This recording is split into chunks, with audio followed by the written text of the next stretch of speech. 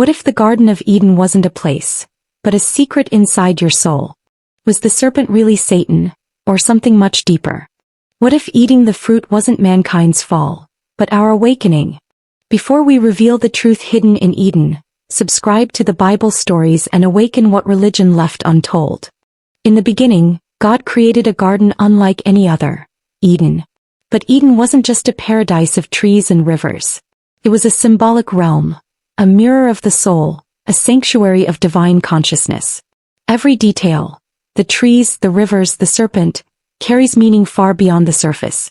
This story is not just history. It's a map of your inner spiritual journey. The two trees at the center, the tree of life and the tree of knowledge, weren't just plants. They were portals. One represented divine connection. The other, the awareness of duality, good and evil. Adam and Eve stood between two paths, eternal oneness or the adventure of awakening. Choosing the fruit wasn't about rebellion. It was about stepping into a deeper consciousness. The serpent, often called Satan, was never named as such in Genesis. Instead, it's described as the most cunning of all creatures. In ancient symbology, the serpent represents wisdom, transformation, and awakening. Could it be that the serpent was not a tempter but a trigger, an initiator of spiritual evolution? In Hebrew, the word for serpent is nachash, which also means enchanter or shining one. It was not just a creature. It was a symbol of knowledge, hidden truth, and divine challenge. By speaking to Eve, the serpent awakened her curiosity, not to destroy her but to invite her into self-awareness. It wasn't evil. It was the spark of human evolution. Eve's act of eating the fruit is often labeled as sin, but ancient mystics saw it as the first act of human consciousness. The fruit of the tree of knowledge wasn't poisoned, it was powerful. It opened their eyes. It made them see opposites, light and dark, good and evil, self and other. That was the beginning of humanity's sacred inner journey, through choice, challenge, and growth. Adam and Eve didn't just disobey, they awoke. For the first time they saw their own vulnerability and separation. They covered themselves with fig leaves, not because of shame but because they had become aware of themselves as individuals. The Garden of Eden wasn't destroyed. It became hidden. And the journey of humanity became a quest to return, not by going backward but by going deeper. God's question to Adam is profound. Where are you? It wasn't about location. It was a spiritual call. God wasn't angry. He was asking humanity to become aware, to reflect, to realize. You've stepped out of unity. Can you find your way back? The exile from Eden wasn't punishment. It was a necessary separation so that reunion would be meaningful. The flaming sword guarding Eden isn't about wrath. It's about protection. In ancient Hebrew mysticism, it symbolizes the barrier between the material and the divine. It turns in every direction, meaning the way back to Eden isn't straight. It requires spiritual transformation. The sword guards the tree of life, not from us but for us, until we're ready to receive it. The Garden of Eden appears again in Scripture, in visions, in dreams, and in the final chapters of Revelation. That's because Eden was never destroyed. It was veiled. In Revelation, the tree of life returns, the rivers flow again, and God dwells with humanity once more. The Bible begins in a garden, and ends in a garden restored. So what is the Garden of Eden really? It's more than a story, it's a spiritual blueprint. It shows the human journey from innocence to awareness, from unity to separation, and finally to reunion with the divine.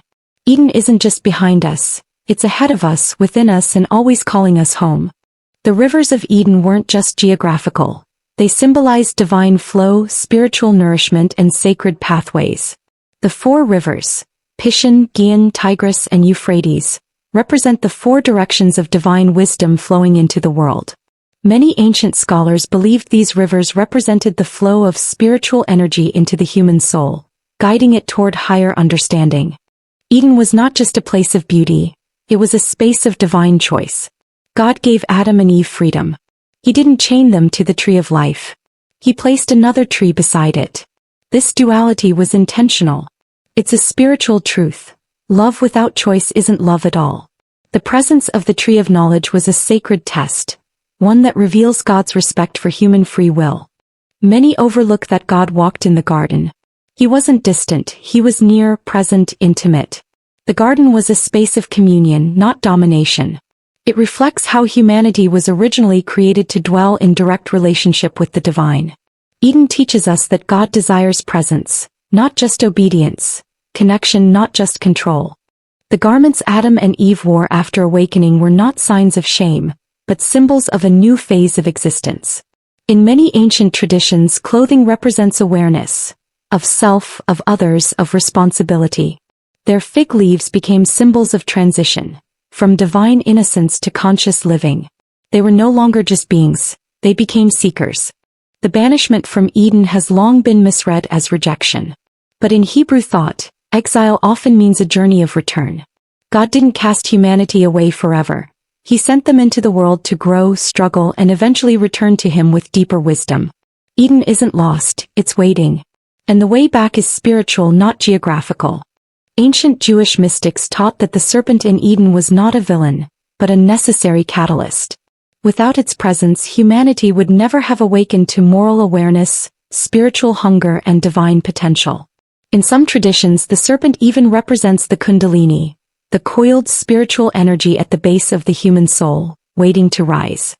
When Eve ate the fruit first, it wasn't weakness, it was courage. She stepped into the unknown. She questioned. She reached. That moment wasn't a fall. It was the beginning of the human quest for wisdom. Many early spiritual writers saw Eve not as a sinner, but as the first seeker, the one who dared to awaken before the world was ready. The fruit of the tree of knowledge has no name, because it was never about the fruit. It's about what it represents, the choice to see beyond innocence. In ancient writings, the fruit symbolizes insight, awareness, and the power to discern. The moment Eve ate it, her eyes were opened, not to evil but to duality. She saw the world as it truly was, complex, layered, and alive with questions. Adam followed Eve, not out of weakness but out of unity. Their journey wasn't individual, it was shared. In that moment, the two became one in the pursuit of wisdom. Just as they were one flesh in creation, they became one soul in awakening. Their decision was a step into partnership, a joint leap into the unknown path of human experience. After eating the fruit, Adam and Eve knew they were naked. This was more than physical awareness. It was spiritual realization. They recognized their vulnerability, their separateness from the divine. This awakening wasn't a curse. It was consciousness. The birth of empathy, shame, desire, and the soul's longing to reconnect with its source. In Eden, the serpent never lied. It said, "Your eyes will be opened," and they were. It said, "You will be like gods, knowing good and evil," and they became aware. The serpent's role is complex. It did not deceive but revealed. It forced humanity to wrestle with truth and choice. That moment birthed not just knowledge, but the responsibility that comes with it. When God called out, "Where are you?" He wasn't angry. He was inviting reflection. It was a divine whisper asking, "Do you know where you now stand? Can you see the change within you?" It was the first question of the human soul. Not where we are physically but spiritually. Eden was never lost. It became hidden behind the veil of unawareness. The Garden of Eden is filled with numbers, patterns, and meaning. 2 trees for rivers, 1 garden. It reflects divine order and cosmic design. Each number has spiritual meaning in Hebrew tradition. 2 trees reflect duality, for rivers the fullness of creation, and 1 garden represents unity. Eden is geometry of the soul, balanced, sacred, and whole. Many believe Eden was a place we were thrown out of. But mystics saw it differently. Eden is not behind us, it's within us. The flaming sword doesn't block a location. It guards a consciousness. The path back isn't with maps, it's with inner awakening. When we remember who we are, the gates of Eden begin to open, inside our hearts. When Adam names the animals in Eden, it's not just a task, it's a sacred act. In Hebrew thought, naming something gives it identity and purpose. Adam's naming reflects his awareness of creation and his role as co-creator. This moment shows that humanity wasn't created to dominate creation, but to recognize, relate, and honor it. The tree of life is barely touched in the Genesis story, but it reappears at the very end of the Bible. Why? Because it represents the eternal connection between God and man. The tree of life is not just immortality, it's union, wholeness, and divine flow. It was not taken away. It was preserved until we were ready to receive it again. When God says, Man has become like one of us. He speaks not to angels, but to the divine mystery of the plurality within God himself. The ancient Hebrews understood this, us, as a glimpse into divine complexity. Humanity's eyes were opened, and in doing so, we began reflecting the divine image not just in body but in consciousness. The garden was never about perfection, it was about potential. Humanity was created with the ability to grow, evolve, and choose. Without choice there is no love. Without mistakes there is no transformation. Eden was not the end goal. It was the starting point of a divine human partnership that continues to unfold. Eden's rivers fed the garden, but they also symbolized the four aspects of the human being: body, mind, heart, and soul. The nourishment of Eden wasn't just physical, it was spiritual. And when those rivers flowed through us, we walked in harmony. Today those rivers are still within, waiting to be rediscovered through faith, meditation, and inner alignment. The exile from Eden mirrors every human experience of loss and longing. We all carry a memory of something purer, something whole. That's why the story touches us so deeply. It's not just Adam and Eve's story. It's ours. Every heartbreak, every search for truth, every desire for home, is an echo of Eden, calling us to return. Ancient mystics believed that the Garden of Eden still exists, just hidden from ordinary eyes. It lies beyond the veil of illusion, visible only to the pure in heart. When Jesus said, "The kingdom of God is within you," he was pointing back to Eden, not a lost paradise, but a living realm still accessible to the soul that seeks. Even the serpent's punishment, to crawl on your belly, is filled with symbolism. In many traditions, crawling represents humility, grounding, and the beginning of inner transformation. The serpent, once upright and proud, now becomes a symbol of descent before ascension. Just as the soul must go inward and downward before rising, so did the serpent descend into mystery. God's final act in Eden wasn't anger, it was compassion. He made garments of skin for Adam and Eve, a gesture of divine care. In Hebrew, this is the first act of God clothing humanity, wrapping them in protection for the world outside. Even as they leave Eden, God prepares them for the journey, reminding us that exile doesn't mean abandonment. The cherubim who guard Eden with the flaming sword are not just protectors, they're threshold keepers. In ancient lore, cherubim appear at spiritual gateways, at the Holy of Holies, at the Ark of the Covenant, and here at Eden's edge. They don't block the way, they challenge the unready. Only those who awaken can pass through again. The Genesis story ends not with destruction, but with a gate. And a gate means a return is possible. Eden is not closed forever. It's hidden until the time of restoration. In Revelation that restoration comes. The garden returns. The tree of life reappears. And humanity walks again with God. The story of Eden is not a tragedy. It's a cycle waiting to be completed. The tree of life in Revelation bears 12 fruits, one for each month, symbolizing a continuous stream of divine nourishment. Its leaves are for the healing of nations. This is Eden restored but greater than before. It's not just a return to innocence, it's a step into enlightened unity, where wisdom, love, and healing are forever abundant. In Jewish Kabbalah, Eden is the realm of divine light before physical creation. It's called Gan Eden Ha'elyon, the higher Eden. This realm exists beyond time, and the soul can touch it through deep prayer, purity, and spiritual ascent. The garden, then, is not a lost location, but a state of being that the awakened soul can still experience. Eden teaches us that paradise is not perfection, it's presence. The true loss was not a location but a relationship, with God, with nature, and with ourselves. The deeper meaning of the Garden of Eden is this: to return we must wake up. Not to what once was, but to what still is inside us. Eden was never gone.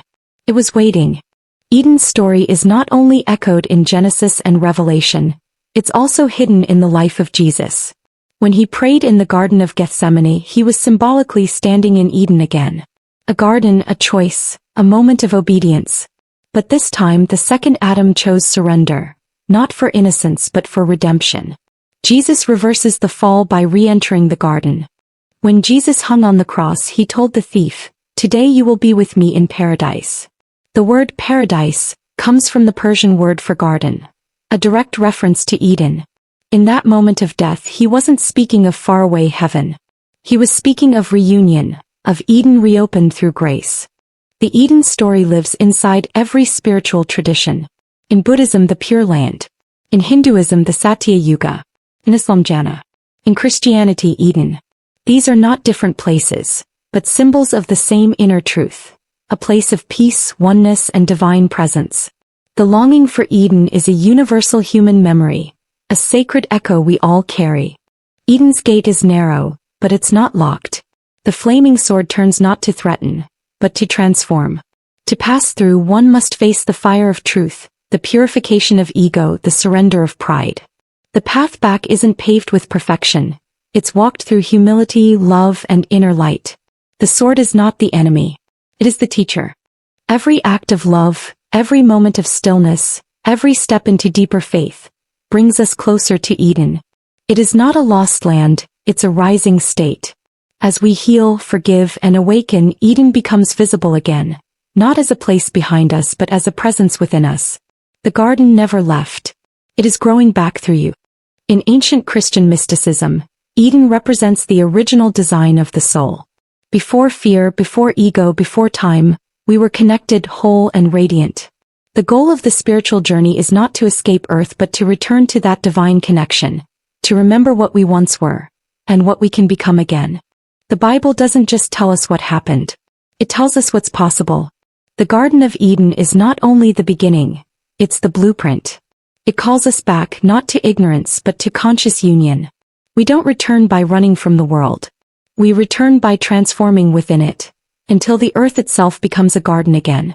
So now we ask, have we truly left Eden, or are we just asleep to its presence? Every heart still holds the memory. Every soul still hears the whisper. The journey back begins not with a step but with a question. Where are you? The same question God asked Adam. He now asks you. Many believe the Garden of Eden was located somewhere on earth. Mesopotamia, the Persian Gulf, or even Africa. But the truth may not be geographical. Eden could represent a higher frequency, a divine realm that once overlapped with the physical. When Adam and Eve fell, they didn't just lose location. They lost access to this higher spiritual plane. That's why we can't find Eden with a map. It's hidden behind veils of consciousness, visible only to those with awakened hearts. The 4 rivers of Eden weren't just water. They were symbolic currents of divine power. In mystical texts, each river corresponds to a level of reality. Physical, emotional, intellectual, and spiritual. When humanity lived in Eden, these flowed in harmony. But after the fall, the rivers within became blocked. Emotions became pain, thought turned to ego, spirit dimmed. Yet the rivers still flow, waiting to be unblocked through healing, prayer, and deep inner work. In ancient Jewish thought, the serpent wasn't always evil. Some sages believed it represented human desire, the force that drives us to explore, to seek, to grow. Without desire, we wouldn't learn. We wouldn't question. The serpent awakens the longing to know, which is the beginning of spiritual evolution. The true danger wasn't the serpent. It was forgetting that all desire must be aligned with divine purpose. There's a hidden connection between Eden and the human heart. In both Hebrew and early Christian mysticism, the heart is seen as a garden. When we love, forgive, and seek truth, our inner Eden blooms again. That's why Jesus often spoke in agricultural parables. Seeds, soil, fruit. He was pointing to Eden, not out there but within. The true return to paradise begins in the cultivation of the heart. When Adam and Eve were clothed in skin, some rabbis believed it wasn't just physical covering, it was the birth of the human ego. Before, they were clothed in light, pure and transparent. But now they were enclosed in flesh, separated from God and each other. This shift marks the beginning of the spiritual journey, learning to overcome ego, illusion, and division, and to reclaim the light that once clothed them in Eden. In many Christian traditions, Jesus is called the second Adam. Where the first Adam lost Eden through disobedience, the second restores it through surrender. His death and resurrection were not just salvation, they were the reopening of Eden's gate. When the temple veil tore in two, it symbolized the removal of separation. The garden was no longer closed. Through Christ, the tree of life is once again within reach. Revelation describes a new Jerusalem, a divine city filled with light, where the tree of life stands in the center, bearing fruit in every season. This isn't just a future vision, it's a revelation of the soul. The new Eden is not only a place, it's the final state of union with God. The journey that began with a fall ends with restoration. The sword lowers, the gate opens, and Eden becomes reality again, for all who choose to walk the inner path. The story of Eden is layered with sacred symbols, and one of the most powerful is the tree itself. In nearly every major tradition, trees represent divine connection. Roots in earth, branches in heaven. The tree of life is the axis mundi, the spiritual center where God and humanity meet. In Eden, this tree stood in plain sight. But now we must grow it within ourselves, through prayer, wisdom, and the fruits of the Spirit. When Adam and Eve heard God walking in the garden, they hid. This moment reveals a deep spiritual truth. Guilt creates distance. Not from God but from ourselves. God didn't move away, humanity did. Eden teaches us that divine presence is always near, but when we fall into shame we lose the ability to see it. Healing begins when we stop hiding and let grace find us again. The Hebrew word for Eden means delight. The garden was a place of blissful union, a mirror of divine joy. This tells us something important. God's intention was never punishment, it was presence. The spiritual life is not about avoiding wrath, but returning to delight. When we live in truth, love, and unity, we don't just escape exile, we awaken to Eden again. Some scholars believe the cherubim who guard Eden reappear on the Ark of the Covenant. In both cases they mark a sacred boundary, a transition from the earthly to the holy. But they're not walls. They're bridges. To pass between them is to enter the divine presence. Eden's gate isn't closed forever. It requires reverence, inner transformation, and a heart that longs to walk again with God. In the ancient world, gardens were places of kings. By placing Adam in Eden, God was crowning him with authority, not just over earth but over the self. Eden was a royal sanctuary and Adam was priest and king. But when ego rose, that crown was lost.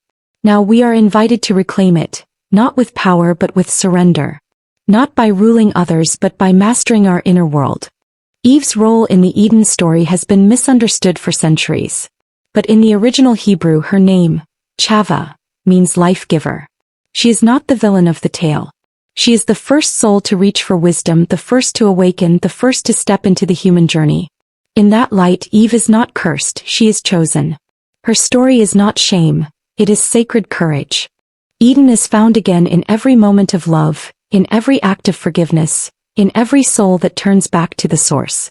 The journey of Adam and Eve didn't end at the gate. It continued through you. When you choose peace over pride, truth over comfort, spirit over ego, you're walking the path home. Eden isn't a myth to long for. It's a presence to live from. Throughout Scripture, gardens are sacred spaces of transformation. From Eden to Gethsemane to the garden tomb where Jesus rose. These are not coincidences. The garden represents the soul, the place where life, death, and resurrection unfold.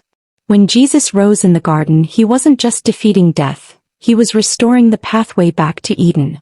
He was showing us that what was lost in the first garden is now found in him.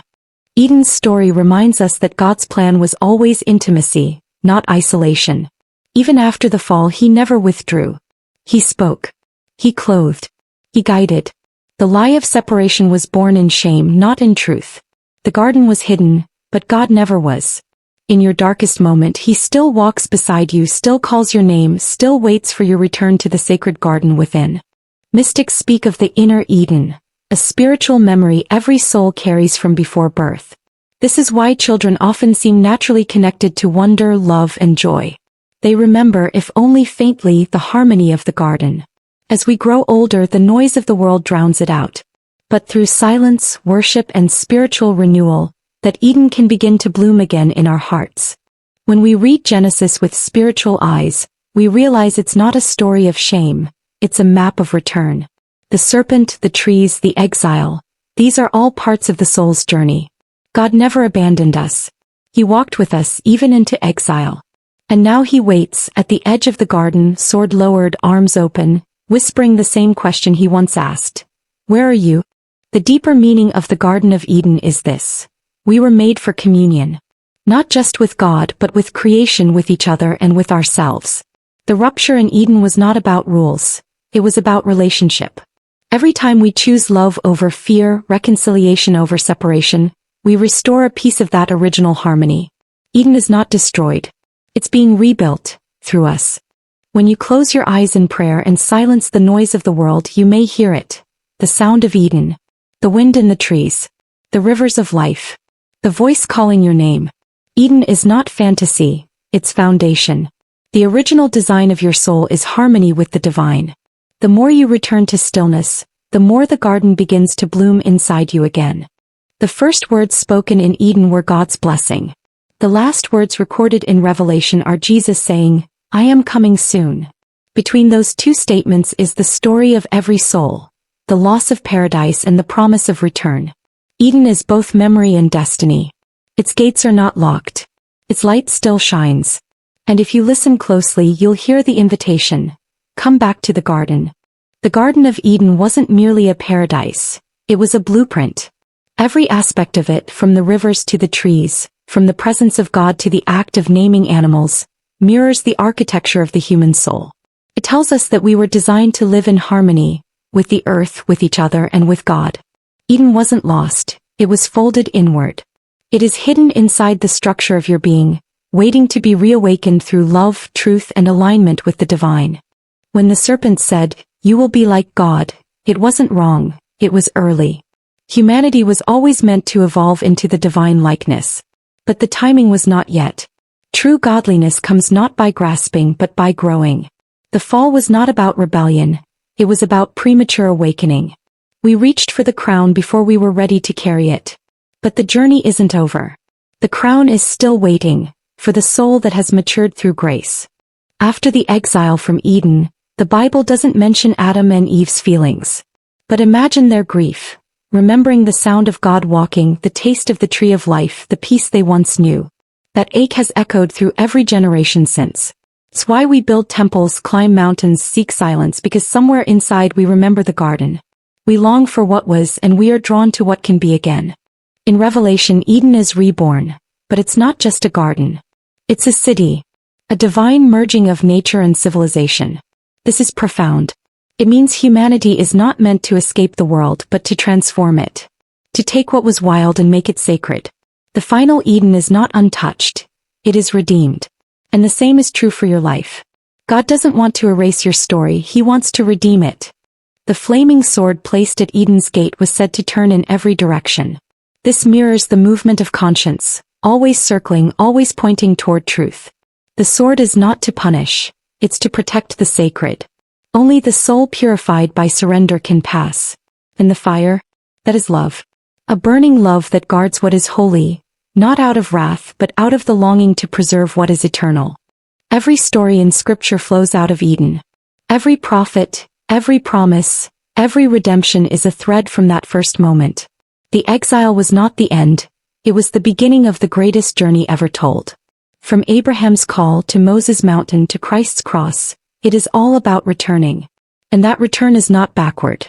It is forward, toward something even greater than what was first lost. The true secret of the Garden of Eden is this. It was never just about two people. It was about all of us. Adam and Eve represent humanity itself. Their choices echo in us. Their exile is our struggle. And their hope is our inheritance. Every soul is born outside the gate, but every soul carries the map back.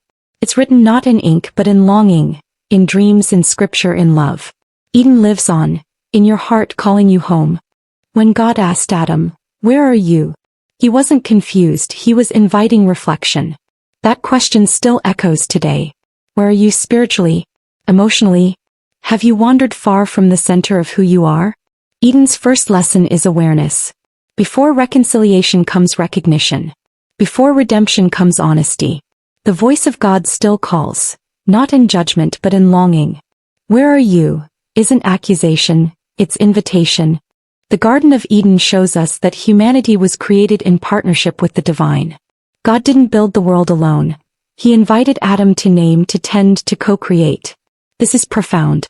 It means we are not just creations, we are creators. Every act of beauty, justice, compassion, is Eden being reborn through us. The garden grows again each time we choose to plant love instead of fear. Eden was not a test, it was a trust. God didn't give rules, he gave relationship. The tree of knowledge wasn't forbidden to punish, but to protect the sacred space of choice. Love without choice isn't love at all. Eden was never about control. It was about the freedom to choose intimacy or isolation. And though we chose distance once, the path back is always open, because love never stopped waiting. In ancient Hebrew, the word for man is Adam, but it also means humanity. This means the Eden story isn't about two individuals long ago. It's about all of us right now. We all have trees of choice. We all walk through gardens of innocence. We all face serpents of temptation. And each of us is being asked, will you walk with God in the cool of the day? Or will you hide? The answer shapes everything. The tree of life appears again in Revelation. But this time, its fruit is for all nations and its leaves bring healing. What was once reserved is now restored. This tells us that the end of the Bible is not destruction. It's reunion. The same garden that began the story now completes it. We began in a garden. We end in a garden city. The circle closes. The exile ends. The story comes full circle, and you are part of that story.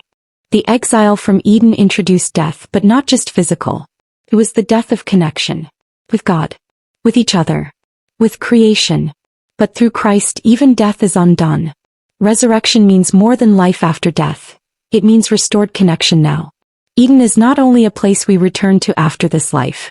It is a state we awaken to within this one. The gates are spiritual, and they open from the inside. The Garden of Eden whispers a truth that never fades. We were made for intimacy with God. Not fear. Not performance. But communion. Before there were temples, laws, or kings, there was a walk in the garden. This is the original calling. The great return is not to a religion but to a relationship. And that sacred walk still waits for you in the quiet, in the heart, in the garden within. The Garden of Eden is a mirror, not just of creation but of the human soul. Each part reflects something within us. The rivers symbolize flow, the trees, choice and growth, the serpent, inner conflict and God's presence, divine consciousness. To understand Eden is to understand yourself. The exile was not a punishment, it was a process. And the garden isn't far away. It's closer than breath. It's as near as your next act of truth, humility, or love. Some believe the Garden of Eden is just myth. But myths are not lies, they're deep truths wrapped in story. Eden speaks to something beyond history. It reveals the nature of reality itself. It explains why we ache for peace, why we break what we love, why we long to return. Whether literal or symbolic, Eden is real, because its story lives inside every longing soul. The moment Adam and Eve ate the fruit, their eyes were opened, and they saw their nakedness. But what they really saw was vulnerability. For the first time, fear entered paradise. They hid not just their bodies but their hearts. This is the origin of spiritual shame. But God didn't punish their fear, He pursued them in it. He asked, "Who told you that you were naked?" It was the first act of divine compassion. In the Eden story, God doesn't shout, He walks. He doesn't chase, He calls. This shows His nature is not forceful but relational. God moves with grace, not control. Even when Adam and Eve fall, He doesn't respond in rage. He engages them with questions. The fall didn't end the relationship.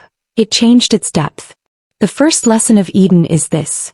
God doesn't give up on you even when you run. Many think the garden was closed forever, but Revelation says otherwise. The final pages of the Bible show Eden not destroyed but restored. The tree of life appears again. The river of life flows once more. And this time no serpent lies in wait. The garden has become a city. Creation and Creator are united.